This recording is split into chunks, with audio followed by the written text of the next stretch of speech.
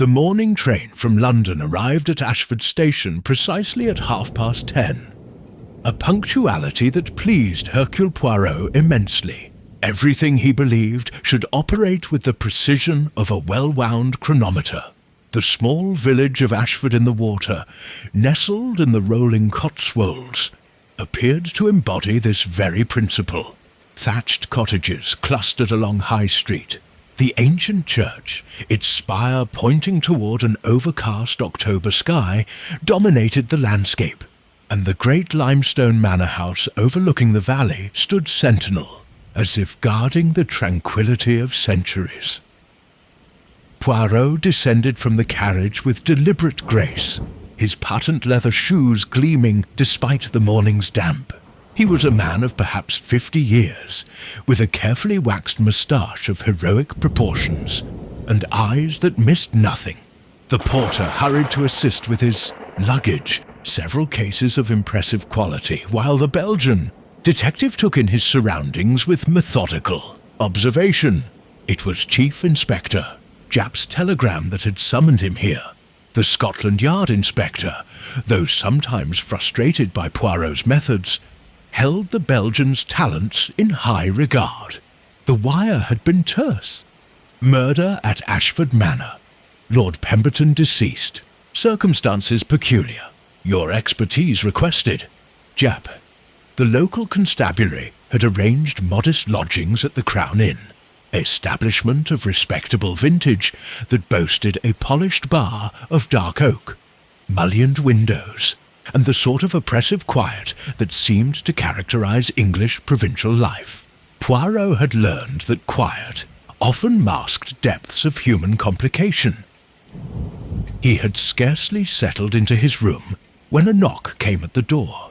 Chief Inspector Japp himself, a solid man of middle years, with the methodical bearing of a career policeman, entered with a faint expression of relief. "Poirot, by Jove, I'm glad you've come," Japp began, positioning himself near the fireplace. "This business is damnable. Lord Pemberton found dead in his study Tuesday evening.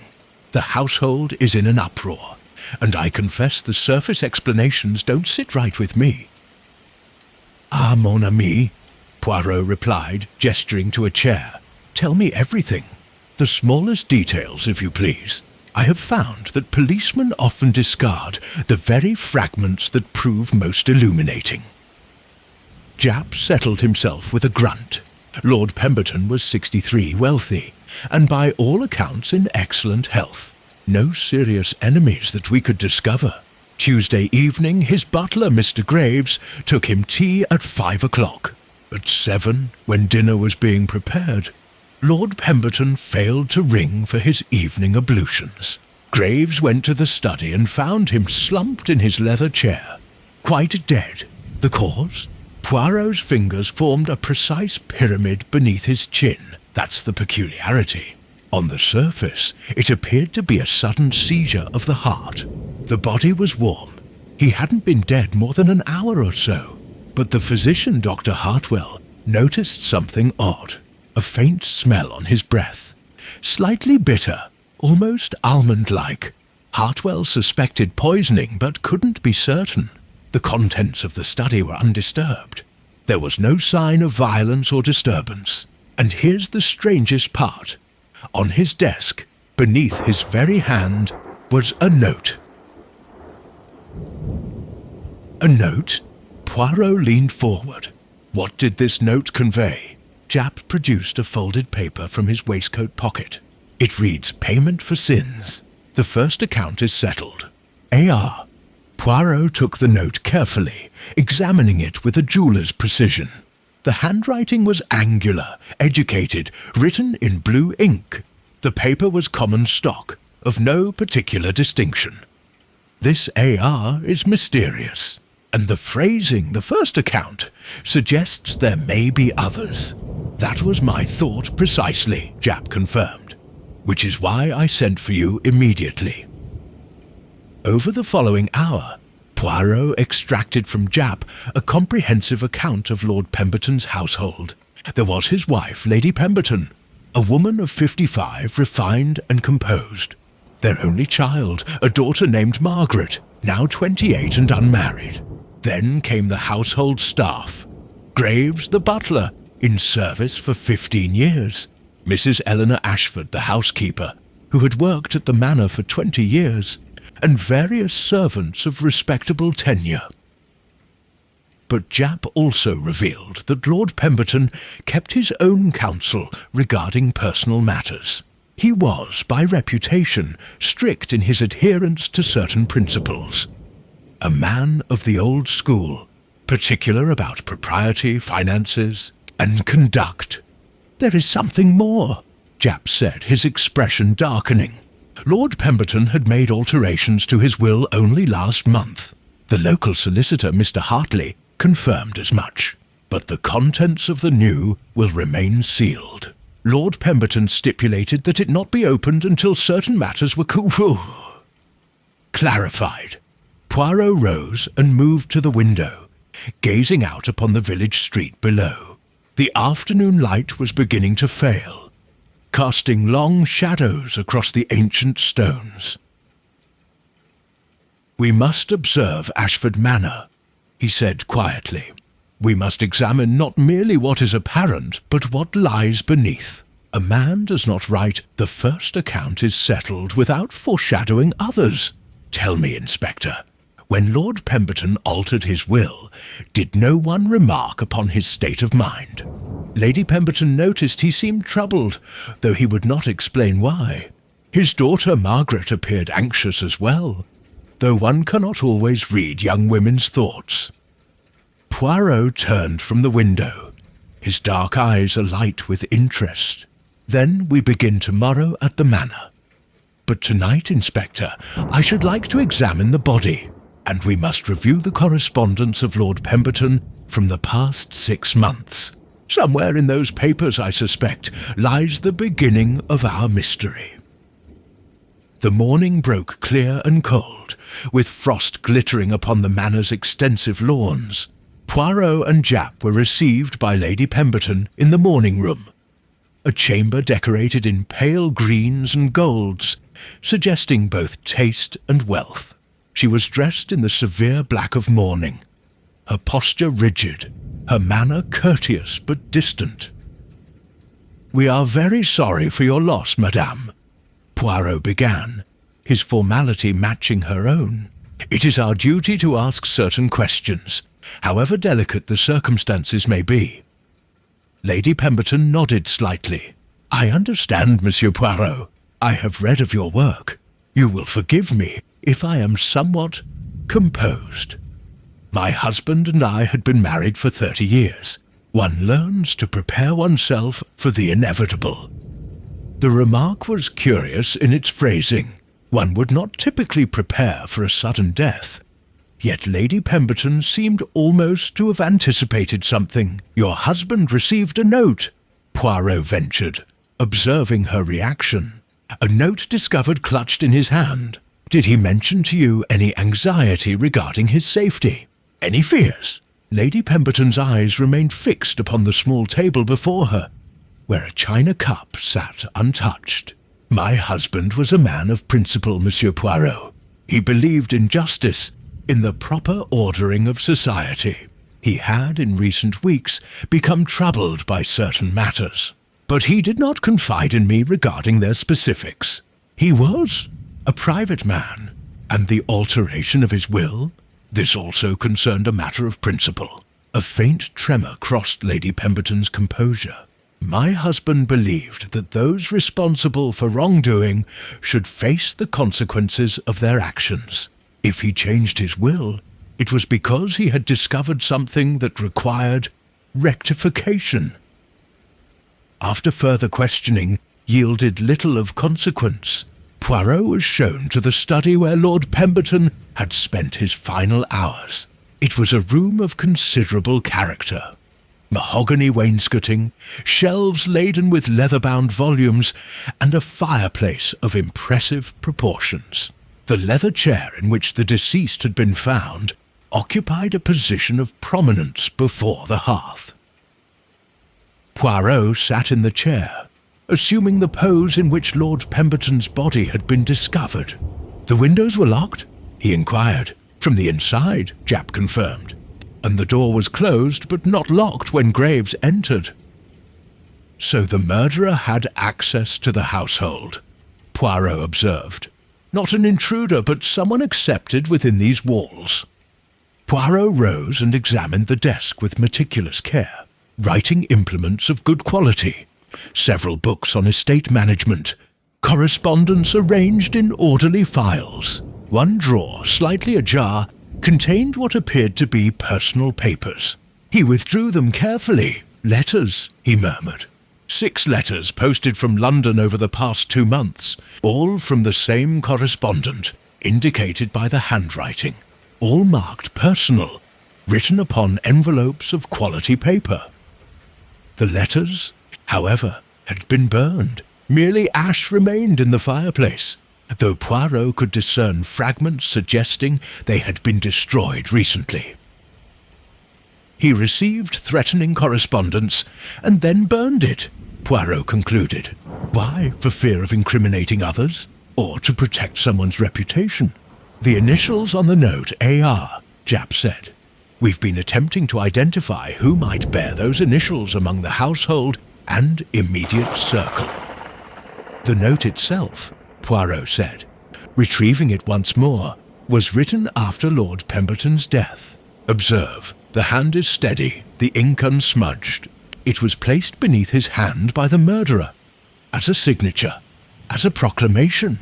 AR wishes us to understand that the death was intentional, even justified in some distorted moral calculus. But what poison was used? Japp pressed. Hartwell mentioned the almond scent. Cyanide, perhaps? Possibly, Poirot allowed. But I should like to examine the contents of Lord Pemberton's stomach and the tissues thoroughly. A quantity of poison must have been administered, in his tea perhaps, or dissolved in the brandy. An examination of the study's various drinking vessels proved illuminating. A decanter of brandy sat upon a side table nearly full. The snifter used by Lord Pemberton was similarly positioned, with only a residue remaining. More importantly, in the tea service left by Graves, the pot contained cold tea. But the cup, the cup was most revealing. Poirot held it to his nostrils and inhaled delicately. A faint sweetness, he murmured, disguised but present. Here is where the poison was administered. Someone knew that Lord Pemberton took his afternoon tea at precisely 5 o'clock. Someone familiar with his habits. Someone with access to the kitchen. They proceeded to interview the household staff. Graves, the butler, was a man of perhaps 60, with the distinguished bearing of his profession. He confirmed the timing of events with precision, and seemed genuinely shaken by Lord Pemberton's death. I have served the family for 15 years, he said with evident distress. His lordship was a fair and just employer. I cannot imagine who would wish to harm him. Mrs. Eleanor Ashford, the housekeeper, was a woman of perhaps 55, with sharp features and the efficient manner of someone who has spent a lifetime maintaining order. Her answers were direct and unadorned. The kitchen staff prepared the tea, she stated. Mary, the parlour maid, carried it to the study at 5 o'clock, as she has done every day for 3 years. No one else had access to the service once it left the kitchen. Margaret Pemberton, the daughter, was more difficult to assess. She was an attractive young woman, dark-haired like her father, with a nervous habit of twisting her handkerchief. When questioned about her father's recent state of mind, she was evasive. Father seemed preoccupied, she said quietly, but he had always been so. Business matters, I suppose? He did not mention any specific anxieties, any sense of danger. Margaret's eyes flickered with something. Fear? Guilt? Uncertainty? No, Monsieur Poirot, though I confess I thought he seemed afraid of something these past weeks. He would start at unexpected sounds, and seemed always to be watching the post. Did he receive letters that disturbed him? Yes, Margaret admitted. I saw him in the garden once, burning letters. He seemed angry, but also sad. That afternoon, Poirot asked to meet with Mary, the parlour-maid. She was a girl of perhaps 18, plain-featured but intelligent-eyed. When questioned about the preparation of tea, she was forthcoming. "I prepared the tray myself, sir," she said. Mrs. Ashford supervised. The kettle was boiled fresh. The tea was measured from the caddy in the pantry, and the service was taken directly to the study. I saw no one interfere with it. And the sugar, the milk, added by Lord Pemberton himself, sir. He preferred his tea very particular. 2 lumps of sugar, milk from the jug that is kept in the study. Poirot exchanged a glance with Japp. The milk jug, of course. Poison in the milk jug, a method that would require neither disturbance of the tea service nor interference in the kitchen. Anyone with access to the study at any point during the day could have poisoned it. As evening settled over Ashford Manor, Poirot stood once more in the study, gazing at the chair where death had claimed Lord Pemberton. The fire burned brightly in the hearth, casting dancing shadows across the walls. The room felt oppressive, weighted with secrets. "The murderer is clever," Poirot mused to himself. Clever, yet theatrical. The note is not mere coincidence. It is a signature, a statement. Aide wishes to be known, yet not known. Wishes to claim responsibility, yet remain hidden. This is psychology of the most interesting variety. Outside, the October wind rattled the windows. Somewhere in Ashford Manor, a murderer walked freely, secure in the belief that their crime would go undetected. Poirot smiled slightly. They would soon discover the error of such confidence. Over the following days, Poirot undertook a systematic examination of every aspect of Lord Pemberton's life. He requested access to the household account books, the servants' schedules, the post register, and any correspondence that had not been destroyed. He questioned the various staff members with patient persistence, asking seemingly trivial questions about their daily routines, their observations, their relationships with one another. It was during this process that certain peculiarities began to emerge. The first concerned a visitor who had called upon Lord Pemberton some 3 weeks prior. None of the household staff could clearly recall his appearance, though all remembered his visit. He had been admitted to the study directly, and the meeting had lasted approximately 2 hours. Lord Pemberton had dismissed the staff afterward, and had spent the remainder of the evening in evident distress. A gentleman of perhaps 50 years, Graves recalled hesitantly, well-dressed. He travelled by private motor car, but I'm afraid I cannot describe his features with certainty, sir. There was something about him that one did not memorize. The second peculiarity concerned Miss Margaret Pemberton's engagement. Lady Pemberton reluctantly revealed that her daughter had been engaged to marry a young man named Henry Ashford, a distant cousin of the housekeeper, and a man of modest means and questionable reputation.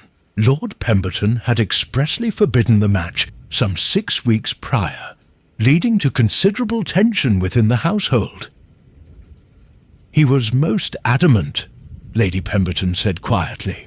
He said that Henry Ashford was unsuitable in every particular, and that Margaret would do well to consider marriage to someone else. They quarrelled quite bitterly. I had not realized how serious the disagreement was until recently. The third peculiarity was most revealing. During his examination of the study's contents, Poirot discovered, hidden behind a volume of Shakespeare, a small leather journal. Its pages contained brief entries in Lord Pemberton's precise handwriting, dating back approximately 6 months. Many entries were cryptic, but certain passages proved illuminating. June 15th. Letter received today. The shock is profound. How could I have been so blind? Must investigate further before taking action. July 2nd. Evidence confirms the worst. A question of morality now. Shall I act? What are my obligations? August 10th. The decision is made. Justice must be served, but carefully. Others depend upon my discretion. September 22nd. Another letter. This one confirms my suspicions regarding the second matter. The pattern is undeniable. I must act now, though the consequences will be profound. October 1st. I have written to solicitor regarding will. It is necessary to take certain precautions. Once this business is concluded, I may finally rest. The entries told a story of a man struggling with knowledge that had placed him in a moral position of considerable complexity. He had discovered something, perhaps multiple somethings, that had shocked him and forced him to make decisions that he clearly found burdensome. Poirot brought the journal to Japp's attention. Your Lord Pemberton, he said, was not a man of simple virtue, but rather a man of principle, attempting to navigate complex moral waters. He had discovered wrongdoing, had gathered evidence, and was preparing to expose it. But he was also a man of discretion. Notice how he mentions obligations, and obligations to others. He was protecting someone, even as he sought justice for the injured party. But how does this help us identify AR? Japp asked with some frustration. AR is someone whom Lord Pemberton has wronged, Poirot replied. Someone whom he intended to expose or who feared such exposure. The note, payment for sins, suggests a moral judgment. The murderer believes Lord Pemberton deserved to die. It was at this point that Poirot decided to examine more closely the finances of Lord Pemberton's immediate circle. With the solicitor's assistance and the authority of Scotland Yard, financial records were obtained for Margaret Pemberton and for Henry Ashford. What emerged was striking. Henry Ashford was deeply in debt, remarkably deep, gambling debts, unpaid loans, and what appeared to be the remnants of a rather dissolute lifestyle. Margaret, for her part, had recently come into a modest inheritance from a great-aunt, some £2,000, which she had apparently made available to her fiancé. The young man is in financial straits, Poirot observed. The engagement to Miss Margaret is, in a sense, financial salvation for him. When Lord Pemberton forbade the match, Mr. Henry Ashford's circumstances became suddenly desperate. He might even face legal proceedings for debt. Surely you don't suspect the boy, Japp protested. He's barely 30 and has no apparent motive for killing Lord Pemberton beyond anger at a broken engagement. The absence of an apparent motive is often the most suspicious circumstance, Poirot replied. But no, I do not yet accuse the young man. However, we must consider that AR might be an accomplice. There may be two persons involved in this crime, not one. It was then that Poirot requested permission to examine Lord Pemberton's correspondence with his solicitor. The letters were remarkably illuminating.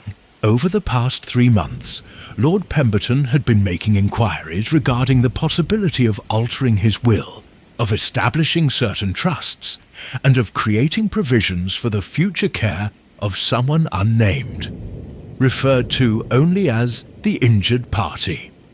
Most intriguingly, in a letter dated September 28th, Lord Pemberton had written, I confess my uncertainty regarding the proper course.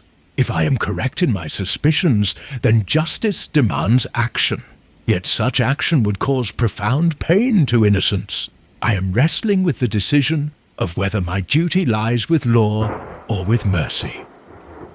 The solicitor, Mr. Hartley, a man of perhaps 60 with the cautious manner of his profession, proved unwilling to divulge the specifics of Lord Pemberton's intentions. "A man's solicitor is bound by privilege," he said firmly.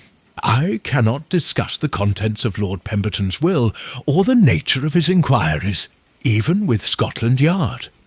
However, Poirot observed something that Japp did not. Mr. Hartley's hands trembled slightly when discussing the will, and his eyes flickered with something that suggested knowledge he was reluctant to possess. More importantly, when questioned about whether Lord Pemberton had received any documents or letters specifically requesting that they be kept confidential, Mr. Hartley hesitated just a moment too long before answering in the negative. That evening, Poirot sat in his room at the Crown Inn, smoking a contemplative pipe. He had established a working theory, though it remained incomplete. A complex pattern was emerging, one involving financial desperation, moral obligation, and hidden secrets. "What we require now," he murmured to himself, "is a second event. Criminals do not typically cease their activities after one success. If the murderer is driven by what they perceive as righteous justice, they will inevitably strike again. The question is only when and whom they shall target next." He reviewed his notes one final time before retiring. 6 suspects of genuine interest. Henry Ashford, desperate for funds. Margaret Pemberton, emotionally distressed by her father's opposition to her engagement. Lady Pemberton, composed to the point of seeming unnatural. Eleanor Ashford, the housekeeper with a mysterious family connection to Henry Ashford. Mr. Hartley, the solicitor, bearing knowledge he wished to conceal. And the mysterious visitor who had called 3 weeks prior, and whose appearance no one could adequately describe. The initials AR continued to elude identification. Eleanor Ashford fit the initials perfectly, but what motive could she possess? Henry Ashford possessed initials entirely different. Poirot lay in bed, the October wind whistling through the eaves of the old inn, and waited for the next act in this drama of death and secrets to unfold. The atmosphere in Ashford began to shift tangibly in the days following Lord Pemberton's funeral. The village had been shocked by his death, but shock had begun to curdle into suspicion. If poison was the cause, and the whispers in the village suggested as much, then who among them could have administered it? The servants at the manor began to eye one another with increased wariness. Shopkeepers spoke in hushed tones about the Pemberton household, and the family itself seemed to fracture under the pressure of uncertainty. Poirot observed Margaret Pemberton's deteriorating condition with particular interest. She had become more nervous, less composed. She avoided her mother's company and seemed to start at unexpected sounds. When Poirot encountered her in the manor's library one afternoon, she appeared near tears. "Miss Pemberton," he said gently, "you bear the weight of considerable anxiety. Perhaps it would be salutary to unburden yourself." Margaret hesitated, then said quietly, "My father and I quarrelled, Monsieur Poirot, about Henry. After he died, I felt guilty. What if my distress hastened his death? What if my unhappiness contributed to his demise? You believe you bear responsibility for his murder?" Poirot asked gently. "Not responsibility," Margaret said quickly. "But I fear that my actions somehow precipitated his death. Then I would urge you to consider this. A father's love often manifests as prohibition. He forbade your marriage not from cruelty, but from conviction that the match would bring you sorrow. Have you considered that your father may have discovered something about Mr. Henry Ashford that he found deeply troubling?" Margaret's face went pale. "What do you mean?" "Only that parents do not always explain their motivations. Your father may have possessed knowledge that justified his opposition." Lady Pemberton, meanwhile, had begun to display curious behaviour of her own. She received frequent telephone calls from an unknown caller. always requesting privacy, always concluding with apparent distress. Poirot contrived to observe one such conversation, and caught fragments of Lady Pemberton's voice through the study door. "I cannot. You must understand it is impossible. No, I will not. You are being unreasonable. I cannot betray him, not even in death."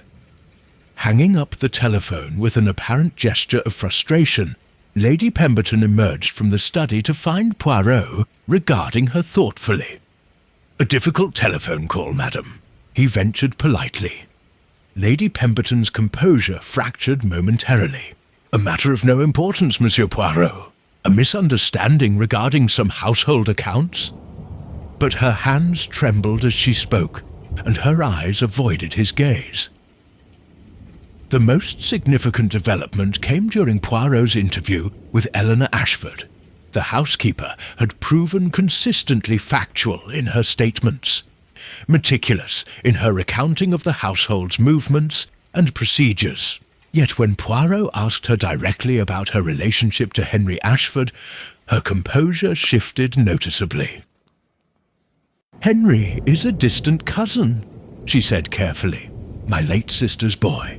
He has had difficulties." "Difficulties of a financial nature?" Poirot asked delicately. Eleanor Ashford's jaw tightened. "That is a matter between Henry and his creditors." Yet Lord Pemberton knew of these difficulties, did he not? And he disapproved of Miss Margaret's engagement to young Mr. Ashford. Lord Pemberton was a man of principle, Eleanor said quietly. He believed in maintaining standards. He did not approve of profligacy or moral laxity. "And does this knowledge distress you, that your family's reputation through Henry was judged inadequate by your employer? I am a professional servant, Monsieur Poirot. My family's affairs are not my concern during my hours of employment." Yet her voice had become tight, and Poirot observed her hands clasping and unclasping in her lap, a revelation of the anxiety she attempted to conceal. On the 6th day following Lord Pemberton's death, Poirot received a telegram from Dr. Hartwell, the local physician. The chemist's analysis of the poison had been completed. Lord Pemberton had been killed by cyanide salt, likely administered through the milk in his tea. A relatively small quantity had sufficed, disguised by the sweetness of milk and sugar. Cyanide salt was not, Poirot reflected, the choice of an impulsive murderer. It was deliberate, clinical, the selection of someone methodical in their intentions. That evening, Poirot attended a small dinner at the Manor, invited by Lady Pemberton in what appeared to be an attempt to demonstrate the household's normalcy. Present were Lady Pemberton, Margaret, Mr. Hartley the solicitor, and surprisingly, Mrs. Eleanor Ashford.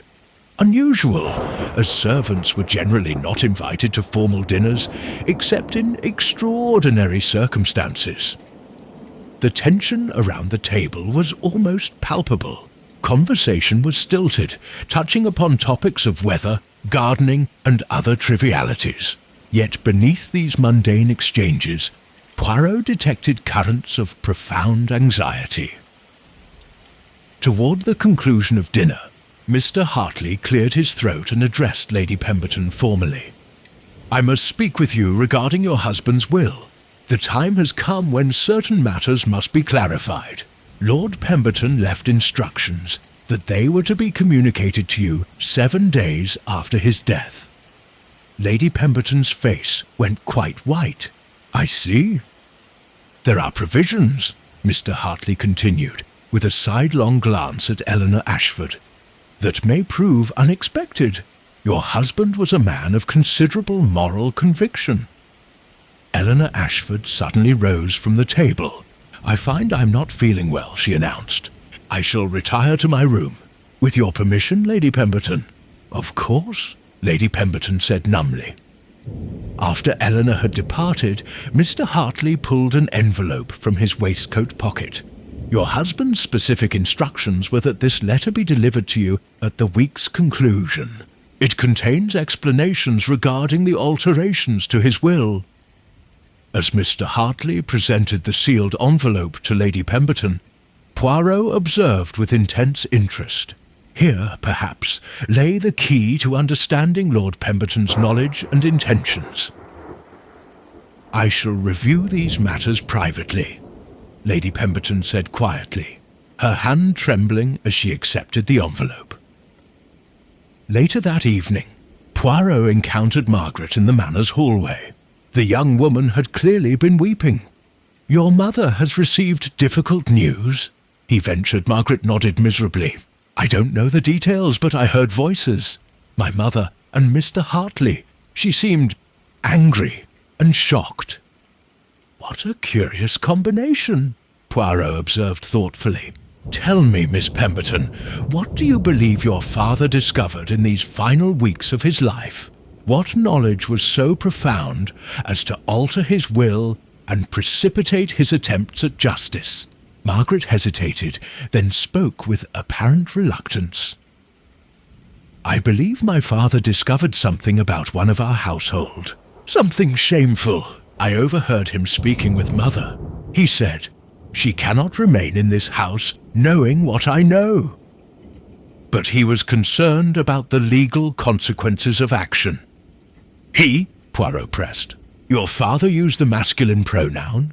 "Yes," Margaret confirmed. "He was discussing a man. I assumed it was Henry, but—" The evening concluded without further revelation.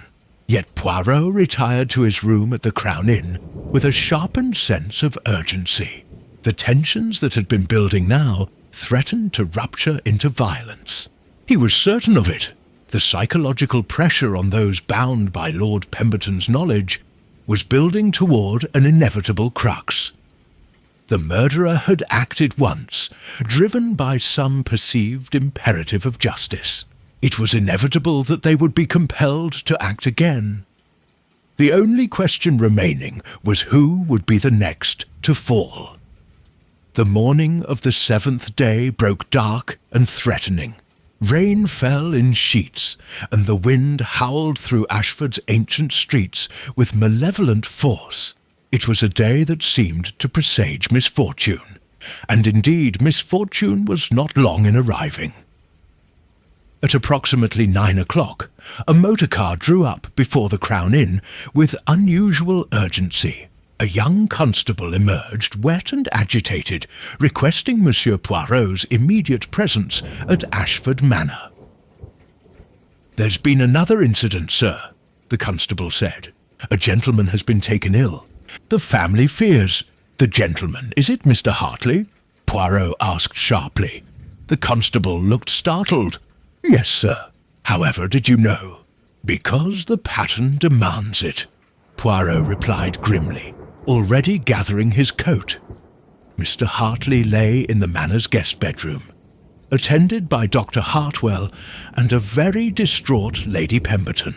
The solicitor was conscious but barely. His breathing was shallow, and his skin bore a pronounced pallor. The smell, that distinctive, faintly almond scent, was unmistakable even to Poirot entering the room. "Poison?" he asked Dr. Hartwell quietly. "Undoubtedly," the physician confirmed. "And if the progression is consistent with Lord Pemberton's case, I fear Mr. Hartley has perhaps 2 hours, perhaps less. The dose appears to have been more substantial." "How was the poison administered?" Poirot demanded. "He took breakfast in his room this morning," Lady Pemberton said, her voice shaking. "Toast, eggs and tea. A simple breakfast. He had been advised to remain here to oversee certain estate matters." "The tea," Poirot said. "Again the tea. Where is the service?" Servants were dispatched, and the breakfast service was located in Mr. Hartley's room.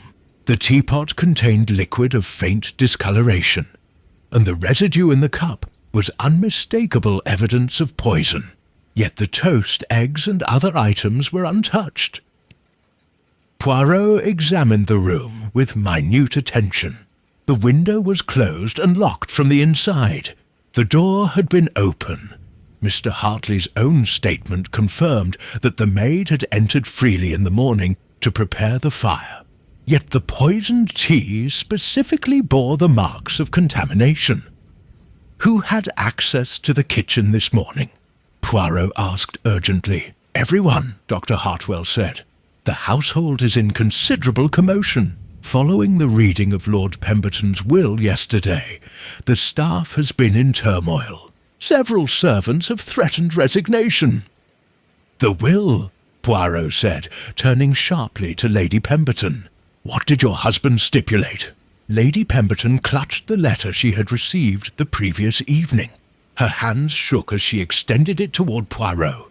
The letter, written in Lord Pemberton's own careful hand and dated nearly a month prior, contained revelations of profound consequence. To my beloved wife, I have discovered a deception so profound as to shake the very foundations of my family's honour. It is a matter I have struggled with extensively before, determining upon the following course of action. Through investigation and correspondence with certain parties in London, I have ascertained that Eleanor Ashford is not, in fact, the widow of my brother-in-law, but rather the half-sister of Henry Ashford. More significantly, she has lived in our household under false pretenses, having been engaged by my wife through a misunderstanding regarding her background. She is not a woman of the respectable widowhood she has claimed, but rather a woman with a criminal record of fraud and embezzlement charges, from which she was allowed to escape through the intervention of a solicitor, now deceased, who was apparently party to her deceptions. She has been living in our household for 20 years, earning wages under false credentials. More troublingly, my investigations have revealed that she assisted her nephew Henry Ashford in perpetrating a fraud upon a merchant in the city, resulting in that merchant's financial ruin. Henry Ashford's present debts are substantial, and Eleanor has been secretly providing him assistance through misappropriation of household funds. I have confronted Eleanor regarding these matters, and she has admitted to them, claiming she has reformed and begging that I permit her to resign quietly without public disclosure of her past. However, my investigation further revealed that the merchant whom Henry Ashford defrauded was, until his recent death, the father of a young woman. This young woman, innocent of any wrongdoing, was left destitute by her father's financial collapse. She became a servant, contracted tuberculosis, and died in poverty 6 months ago. I am therefore resolved to ensure that justice is pursued through proper legal channels, beginning with the disclosure of Eleanor's criminal past to the authorities and continuing with the prosecution of Henry Ashford for fraud. The resulting scandal will be severe and will touch our family, but justice cannot be sacrificed for propriety. I have therefore altered my will to establish a trust for the benefit of certain injured parties, specifically for the education and future security of the daughter of the aforementioned young woman. Additionally, I have established a fund for the benefit of Margaret, should she choose to distance herself from Henry Ashford, with an allowance contingent upon that condition. This course troubles my conscience, but I am convinced of its righteousness. I ask your forgiveness for the pain this will cause our household. Your devoted husband, Charles Pemberton.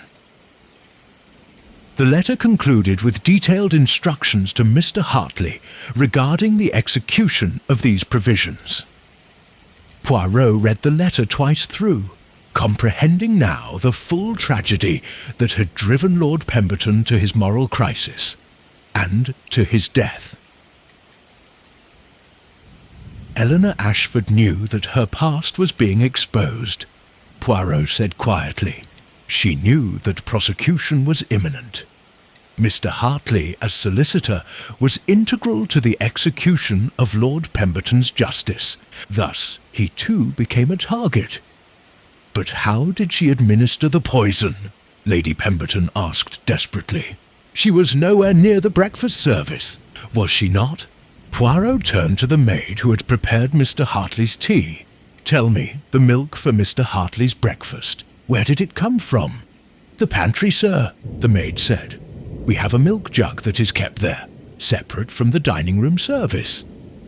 And who, among the household staff, has unrestricted access to the pantry throughout the day?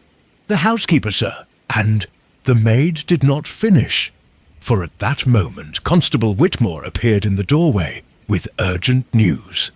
Eleanor Ashford was missing from her room. A bag containing some of her belongings had been hastily packed and left on her bed. It was believed she had fled during the early morning hours. Dr. Hartwell administered what palliatives he could, and Mr. Hartley slipped into unconsciousness, his breathing becoming increasingly laboured.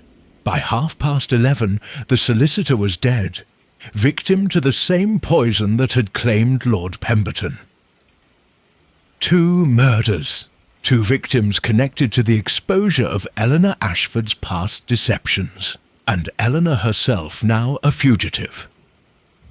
She will flee to London, Japp said grimly, having been summoned urgently from the station. We shall have alerts at every station and thoroughfare. She will not flee to London, Poirot replied quietly. A woman who has deceived consistently throughout her life will not abandon that pattern now. Rather, she will do the very thing that seems most improbable, the thing that would seem to place her beyond suspicion. What do you mean? Japp demanded. I mean, Poirot said, that Eleanor Ashford will remain in Ashford. She will seek shelter in the very place she believes we least expect to find her. We must act quickly but thoughtfully. Our quarry is cornered, and a cornered animal is most dangerous.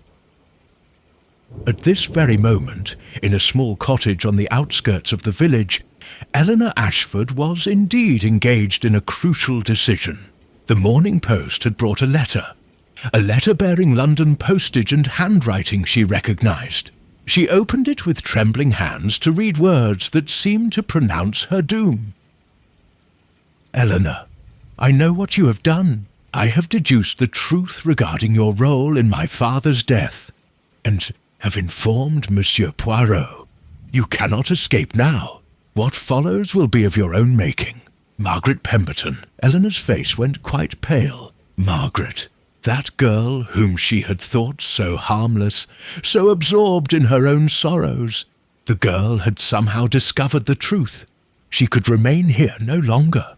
She had perhaps a few hours before Poirot and his men would think to search thoroughly.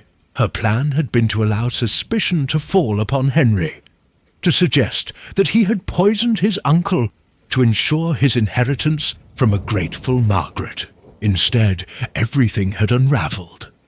She gathered a small bag of necessities and departed her cottage, moving through the storm-shrouded countryside with urgent determination. What she did not realize was that Hercule Poirot had already anticipated her precise pattern of reasoning. As Mr. Hartley's body was being removed from the manor and the household descended into chaos, Poirot requested a private conference with Japp in the study. Before we proceed further, Poirot said, producing Lord Pemberton's journal and the solicitor's letter, you must understand the fundamental psychology that governs this crime. We are not dealing with a criminal driven by passion or impulse. We are dealing with a woman of considerable intellect who has constructed an entire false identity across 20 years of meticulous deception. Eleanor Ashford, Japp confirmed grimly. Eleanor Ashford, Poirot agreed. But we must understand her completely if we are to predict her actions. Observe the pattern. She has spent 2 decades as a housekeeper in a respectable household, earning modest wages while secretly assisting her nephew in his fraud. To the household she is quiet, efficient, almost invisible. She is the sort of servant one overlooks precisely because of her competence. "You're suggesting she has constructed a psychological camouflage?" Japp asked. "Precisely," Poirot confirmed. "A person who can maintain such a deception for so long has developed an extraordinary capacity for self-control and strategic thinking. She did not panic when Lord Pemberton confronted her regarding her past. She thought. She considered her options, and she determined that the most effective course was to eliminate those who could expose her." Poirot rose and moved to the fireplace, his expression thoughtful. "Consider the method," he continued. "Not poison chosen at random, but poison administered through a medium that was already established in the victim's routine. Lord Pemberton took tea at precisely 5 o'clock daily, a schedule Eleanor would have observed for 20 years. She poisoned the milk jug, knowing he would add milk to his tea, knowing the poison would be thoroughly disguised. And for Mr. Hartley, she employed the identical method, poisoning the milk that she knew would be used for his breakfast tea." "But surely such a method leaves traces," Japp protested. "Someone must have observed her near the milk jug." "Does anyone observe the housekeeper?" Poirot replied gently. "A woman whose function is to be unobserved. She moves through a household with the invisibility that her role affords. When did any servant last truly observe Eleanor Ashford's precise movements? She was part of the infrastructure, like the walls themselves." Poirot retrieved a small notebook from his pocket. "I have interviewed every member of the household staff. Each has confirmed that Eleanor's movements on the day of Lord Pemberton's death were not scrutinized. She moved between kitchen, pantry, study, and upper floors, without anyone specifically noting her actions. In a household of perhaps 10 servants, all occupied with their own duties, who would note the movements of the woman who had been present for 20 years? And the initials on the note?" Japp pressed. "AR. Eleanor Ashford fits the initials, but it seems an odd signature for a murderer to leave." "Not odd," Poirot disagreed gently. "Deliberate. Eleanor Ashford was asserting her identity through that note. You see, Inspector, having hidden herself for 20 years behind a false persona, she suddenly required the world to know that her crimes were deliberate, calculated, driven by principle. The note was her assertion of agency. Yes, I did this. I, Eleanor Ashford, determined this to be justice." "Yet she could not use her full name?" Japp asked. "Because she still, even now, maintains elements of her deception," Poirot explained. "The initials allow her to claim responsibility while maintaining the ambiguity that has been her psychological refuge. It is a contradiction within her mind, yes, but humans are capable of maintaining such contradictions indefinitely." Poirot paced the study slowly, his fingers forming that precise pyramid beneath his chin that Japp had come to recognize as indicating deep concentration. "What Eleanor Ashford did not anticipate," Poirot continued, "is that the pattern would become immediately apparent to those who understand the psychology of crime. 2 murders by poison, both administered through the same method, both targeting individuals who possessed knowledge of her deceptions. The pattern itself becomes the condemnation." "Then how do we locate her?" Japp asked. "She has perhaps a 6-hour advantage on us." "By understanding her psychology completely," Poirot replied. "Eleanor Ashford has lived for 2 decades in this household. She has built a life, modest though it may be, within this community. Would such a woman easily abandon it?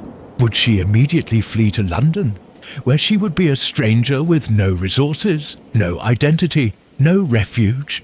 She might have no choice," Japp pointed out.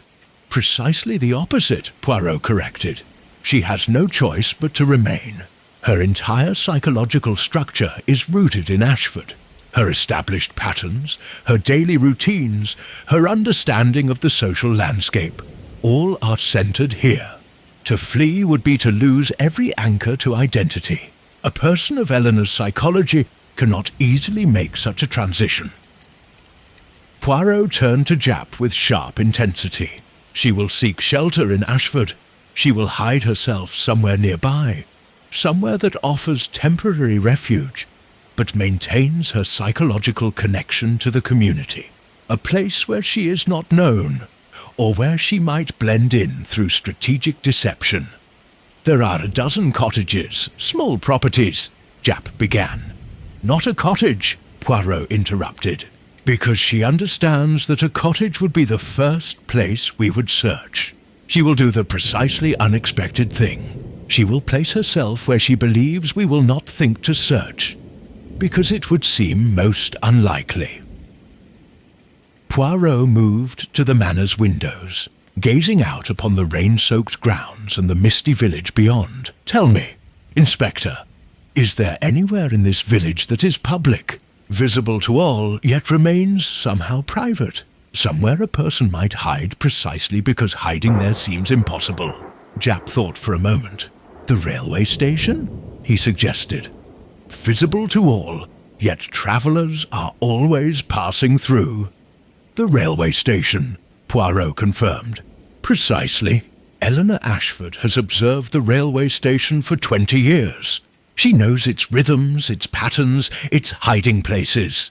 She will go there, believing that in such a public place, seeming to be merely a woman waiting for a train, she will remain invisible. She will purchase a ticket to somewhere, anywhere. And in the apparent act of fleeing, she will actually be hiding in plain sight. Within the hour, Poirot and Japp had arrived at Ashford Station with several constables. The station master, a conscientious man named Wiggins, confirmed that a woman resembling Eleanor, Ashford's description, had purchased a ticket to London, approximately 40 minutes earlier, but I am not convinced. She boarded the train, Poirot said quietly. Show me the station master's quarters, if you please. The station master's office was a modest space, containing a desk, several filing cabinets, and a small back room that the station master used for storing equipment and taking respite from his duties. It was in the back room, concealed behind a large trunk of signal equipment, that they found her. Eleanor Ashford had concealed herself there after purchasing the ticket, intending to wait until evening, when the shift changed and a new station master came on duty. She had purchased the ticket precisely to create the impression she had fled, knowing that it would be several hours before the London train's arrival could be verified, several hours during which she would remain. Safely hidden, it was a strategy of the highest cunning, and it would have succeeded but for Poirot's understanding of the psychology that would have motivated such deception. When discovered, Eleanor Ashford did not resist or display panic. She emerged from behind the trunk with composed dignity, her hands visible, her demeanour almost serene. "You are under arrest," Japp said, gesturing to the constables, "for the murders of Lord Charles Pemberton and Mr. Augustus Hartley." Eleanor Ashford met Poirot's gaze with an expression that was almost unreadable. "You are very clever, Monsieur Poirot," she said quietly, "and I did not anticipate your level of perception." "On the contrary," Poirot replied gently, "I anticipated precisely what your psychology would necessitate. You have lived for 20 years in a state of psychological compartmentalization, maintaining a false identity while simultaneously concealing a true one. The strain of this must have been profound." "It was," Eleanor acknowledged. "When Lord Pemberton discovered the truth, when he determined to expose my past and prosecute my nephew, I understood that everything I had constructed would be destroyed. Not merely my position, but my entire existence, the careful world I had built." "And so you chose to eliminate those who would dismantle it," Poirot said without judgment. "A rational choice by your logic, though of course an immoral one." "Was it immoral?" Eleanor asked quietly. That young woman whose father was destroyed by Henry's fraud, was not she an innocent victim? Did she not deserve justice? And yet her father, broken and destitute, took his own life. No one prosecuted Henry. No one ensured that he faced consequences. The world permitted wrong to flourish. When I saw the opportunity to correct that injustice, could I permit it to pass? By murdering 2 innocent men? Japp demanded angrily. Innocent? Eleanor turned her gaze to the inspector. Lord Pemberton was determined to expose me, yes, but only because his self-righteousness demanded it. And Mr. Hartley, he was simply a functionary of that same self-righteousness. They were not innocent, Inspector. They were instruments of hypocrisy. Poirot regarded Eleanor Ashford with profound sadness. And that is where your logic fails, madam. You have committed the very crime you sought to condemn. You have destroyed innocent lives in service to your own conception of justice. In doing so, you have become precisely what you condemned. As the constables led Eleanor away, Poirot remained in the small office, contemplating the tragedy of it all. The collision of righteousness and wrong, the impossibility of correcting past injustices through present crimes, the fundamental weakness in human nature that compels good and bad alike toward destruction. Over the following days, as Eleanor Ashford was held in custody pending trial, Poirot conducted a final series of interviews designed to illuminate the complete truth of the matter. He met first with Margaret Pemberton in the Manor's library. The young woman was considerably calmer now that Eleanor's guilt had been established, though her face bore the marks of profound psychological strain. "The letter I sent to Eleanor," Margaret explained, "it was based on observations I had made over several weeks. I had begun to suspect that someone in the household bore us ill will. I noticed Eleanor's attention to my father's routines, her careful observation of when he took tea. I noticed how she seemed to listen at doors when my father and mother discussed the will, and I realized eventually that Eleanor must have had a motive, that whatever discovery my father had made regarding her must have been catastrophic." "Yet you did not share these suspicions with your father?" Poirot asked gently. "I was not certain," Margaret said, "and my father was already distressed by what he had learned. I did not wish to compound his troubles. Instead, I hoped to gather sufficient evidence to present to you or to Inspector Japp. The letter to Eleanor was my attempt to provoke a reaction that might reveal her guilt." "A dangerous strategy," Poirot observed. "You were, in effect, placing yourself in jeopardy." "Perhaps," Margaret conceded, "but I felt I owed my father that effort. He died attempting to achieve justice for an innocent victim. The least I could do was assist in exposing his murderer." Poirot then consulted extensively with Dr. Hartwell regarding the traces of poison and the medical facts of the case. The physician confirmed that cyanide salt, when properly concealed, could remain undetected in milk for hours.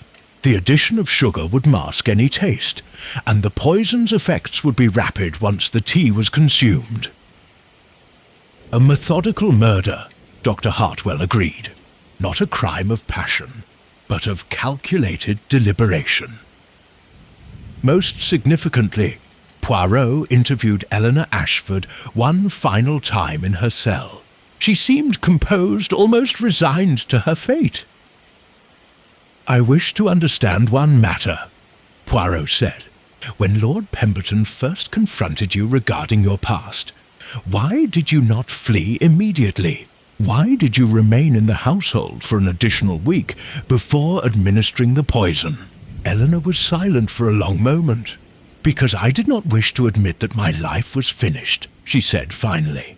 "I had constructed a world here, a place where I belonged. The moment I fled, I would acknowledge that all of it was built on lies. I could not bear to relinquish that world immediately. I needed time to accept that it must be destroyed." that I must destroy it myself rather than permit others to do so. A moment of weakness? Poirot suggested. A moment of humanity, Eleanor corrected. I have spent 20 years denying my humanity. The irony is that in finally asserting it, in finally choosing to act rather than passively accept, I only confirm the criminality that my careful deception was designed to conceal. Do you express remorse for your actions? Poirot asked. Eleanor met his gaze directly. For the deaths of Lord Pemberton and Mr. Hartley? No, Monsieur Poirot. I regret that I felt compelled to resort to such measures. I regret that the world does not distribute justice evenly, that good intentions and self-righteousness sometimes masquerade as morality. But I do not regret the actions themselves.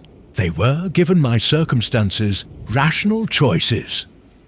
And that, Poirot said sadly, is perhaps the most tragic aspect of this case. You have rationalized your crimes to the point where remorse is impossible. You will go to trial, face conviction, and perhaps spend the remainder of your life in confinement.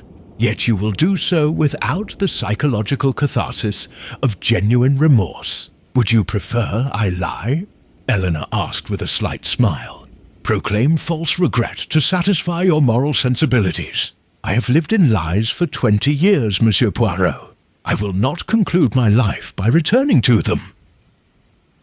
The climax of this case came not in Eleanor Ashford's trial, which proceeded along predictable legal channels, but rather in a final gathering in the Manor's drawing room, where Poirot assembled the principal parties for a complete exposition of the crimes and their motivations. Present were Lady Pemberton, Margaret, Inspector Japp, Mr. Hartley's replacement as solicitor, and various staff members. Poirot stood before them with the bearing of a conductor about to commence a symphony. Deliberate, commanding, possessed of perfect authority. We are gathered, Poirot began, to discuss a matter of considerable complexity. The murders of Lord Charles Pemberton and Mr. Augustus Hartley, both committed by one person acting from motives that were, in her own estimation, fundamentally just. But before we address the murderer's psychology, we must first understand how we arrived at understanding her guilt. Poirot began his exposition methodically, tracing the pattern of evidence. First, the poison, cyanide salt, was administered through the milk in the tea service. This was no random choice, but rather a deliberate selection based on intimate knowledge of the victim's habits. Only someone who had observed Lord Pemberton's daily routines for years would possess such knowledge. Second, the method of administration was nearly identical in both murders. This suggests not an improvised criminal, but one of premeditation and calculation. The same person who murdered Lord Pemberton would naturally employ the identical method for a second victim. Third, both victims possessed knowledge that would lead to Eleanor Ashford's exposure. Lord Pemberton had discovered her criminal past. Mr. Hartley was integral to the legal processes that would prosecute her and her nephew. The logical connection is inescapable. Fourth, the note left at the crime scene, payment for sins. The first account is settled. Contains the initials AR. Eleanor Ashford fit these initials perfectly. The message itself was a signature, a claiming of agency by one who had lived for 2 decades in invisibility. Poirot paused, surveying his audience. But the crucial insight, he continued, concerned Eleanor's psychology. A woman who can maintain a false identity for 20 years is not driven by passion or spontaneous violence. She is driven by careful calculation and strategic thinking. When she comprehended that her world was threatened with destruction, she did not flee in panic. Instead, she thought carefully about how to preserve that world through the elimination of its destroyers. She recognized that the household itself, her position within it, was an anchor to her identity. Fleeing would have been to abandon that anchor. Instead, she chose to eliminate the threats to that anchor, a logical choice within the framework of her distorted moral reasoning. Poirot then walked through the specific evidence, the burns in the fireplace revealing destroyed correspondence, the journal entries revealing Lord Pemberton's moral struggle, the altered will, the financial records showing Eleanor's provision of funds to Henry Ashford, and most crucially, the testimony of servants regarding Eleanor's access to the milk jug and her movements on both days of the murders. When Eleanor Ashford fled, Poirot explained, she did not flee far. She purchased a ticket to London to create the impression of distant flight, but her psychology would not permit her to abandon her anchoring location. She concealed herself at the railway station in plain sight, believing that the very audacity of remaining in a public place would shield her from observation.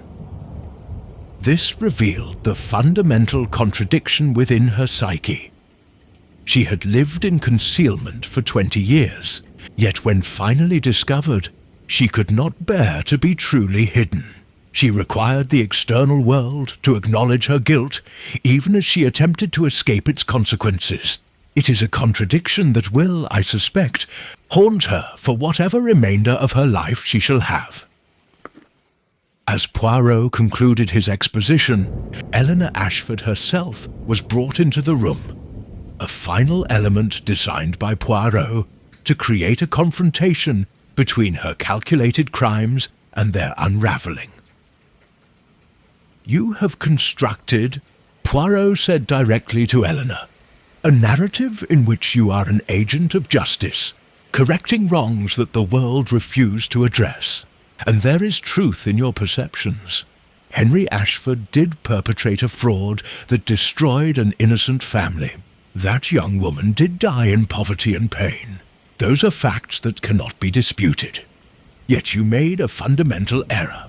You assumed that you possessed the moral authority to determine punishment.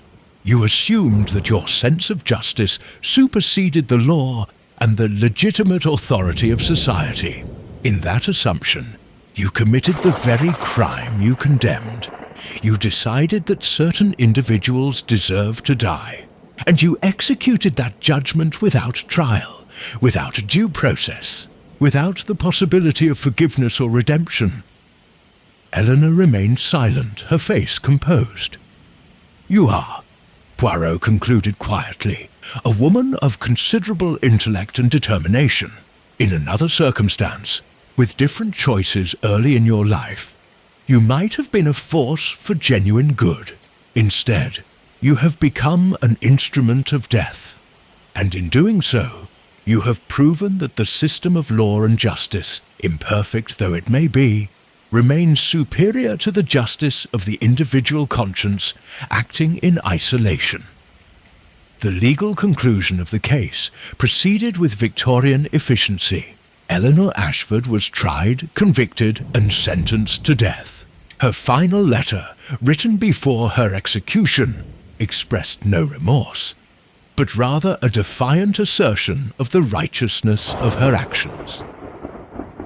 Henry Ashford, facing his own legal consequences, finally admitted to the fraud that had destroyed the young woman's father. He was convicted and imprisoned, his life following a trajectory of increasing degradation.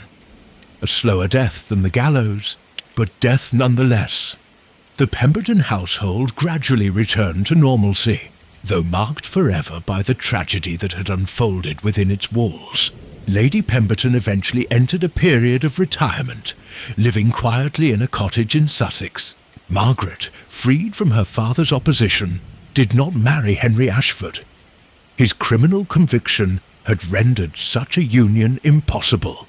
Instead, she eventually married a gentleman of respectable character and modest means, finding in that union a happiness that seemed to honour her father's memory by transcending the material considerations he had opposed, Mr. Hartley's replacement a younger solicitor named Pritchett ensured that Lord Pemberton's final wishes were meticulously executed. The trust established for the injured parties was properly funded, and several young people who would otherwise have faced penury were provided with educational opportunities and economic security. The household staff at Ashford Manor gradually departed or were replaced.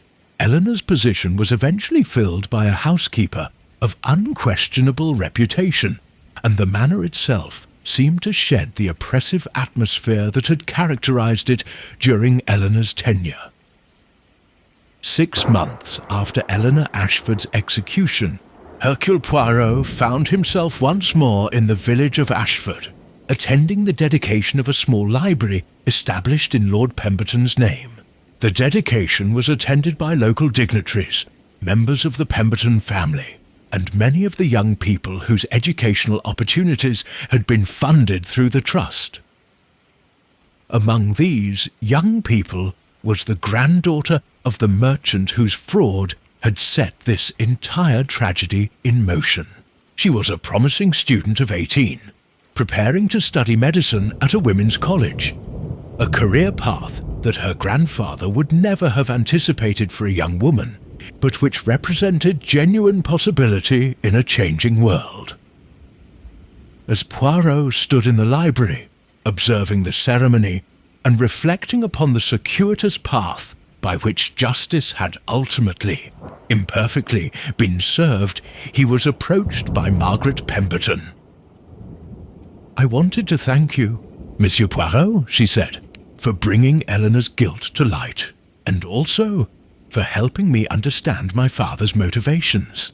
He was not a perfect man. His sense of justice was sometimes too rigid, his willingness to impose his moral judgments perhaps too absolute. But his fundamental intention to correct injustice was noble. Your father," Poirot replied thoughtfully, "embodied a common human contradiction. He was simultaneously righteous and limited in his understanding. He possessed the moral courage to act upon principle, yet perhaps insufficient wisdom to fully comprehend the consequences of his actions. It is a contradiction that exists within many of us, madame. We believe we are serving justice when often we serve only our own conception of morality." "And Eleanor?" Margaret asked quietly. "Did she serve justice, or merely her own distorted conception of it?" "She served her own conception," Poirot answered, "which is precisely why her actions were murders, not justifiable homicides. The distinction lies not in the deed itself, but in the authority by which the deed is committed. Eleanor Ashford was not a judge or a lawful authority. She was a private citizen acting upon private grievance. That transforms her actions from justice into crime." That evening, as Poirot prepared to depart Ashford and return to London, he found himself once more in the study of Ashford Manor, the very room in which Lord Pemberton had died. The room had been redecorated, the dark leather chair removed, new furniture arranged with deliberate attempt to dispel the atmosphere of death that had once characterized the space. Yet Poirot seemed to perceive layers of history beneath the cheerful present. He saw Lord Pemberton as he had been, a man burdened with knowledge of injustice, struggling to determine the proper moral response. He saw Eleanor Ashford moving through the household with her invisible competence, harbouring resentment and rage beneath her professional demeanour. He saw Mr. Hartley, an innocent functionary caught between compassion and duty. The little grey cells. Poirot murmured to himself, employing his characteristic phrase for his own mental processes, have worked themselves into understanding. Yet understanding does not absolve us of the fundamental tragedy that human nature creates. We are creatures of limited perspective, of incomplete knowledge, of moral conviction that often exceeds our wisdom. We commit injustices in the service of justice. We protect ourselves through deceptions that ultimately imprison us. We convince ourselves that our vengeance is righteousness, that our revenge is correction." He paused, his reflection contemplative. "And the law, imperfect as it may be, remains the only adequate framework for addressing human wrongdoing. For when the individual conscience becomes the arbiter of justice, we risk creating precisely what Eleanor Ashford created: additional death in the service of past death, additional wrong in the attempted correction of previous wrongs." The following morning, Poirot departed Ashford by the same route he had arrived. The train pulled away from the small station with its accustomed efficiency, and the village receded behind him. Peaceful once more, serene once more, its ancient tranquillity apparently restored. Yet in the church records, in the legal documents, in the new library and its collection of books donated by Lord Pemberton's estate, the traces of the tragedy remained. Years hence, the village would speak of the murders with a mixture of fascination and horror, would point out the manner and recount the details of the crimes, would render the events almost legendary in their retelling. But the deeper lessons, the understanding that moral certainty often masks moral arrogance, that justice pursued without due process becomes revenge, that the law, however imperfect, provides necessary constraint upon individual conscience, these lessons remained largely unlearned. And in London, Hercule Poirot settled into his rooms, resumed his practice of solving the mysteries that came before him, and continued his observation of human nature in all its contradictory complexity. The case of Ashford Manor was closed. The murders had been solved, the guilty punished, the innocent partially vindicated. Yet the fundamental questions that the case had raised, questions regarding the nature of justice, the limits of individual moral authority, the proper relationship between law and conscience, remained open. They were questions Poirot reflected that humanity would never fully answer, for they struck at the very heart of what it meant to be human, imperfect, limited, yet possessed of the capacity for both great good and profound evil. It was this complexity, this tragic beauty of human contradiction, that made the study of crime not merely an intellectual puzzle, but a profound meditation on human nature itself. And with that thought, Hercule Poirot returned to his methodical routines, his precise processes, his careful observation of the little details that revealed the great truths of human behavior. The little grey cells continued their work, as they always would, probing the mysteries of human motivation, the patterns of crime, the revealed truth that lay beneath the surface of apparent innocence.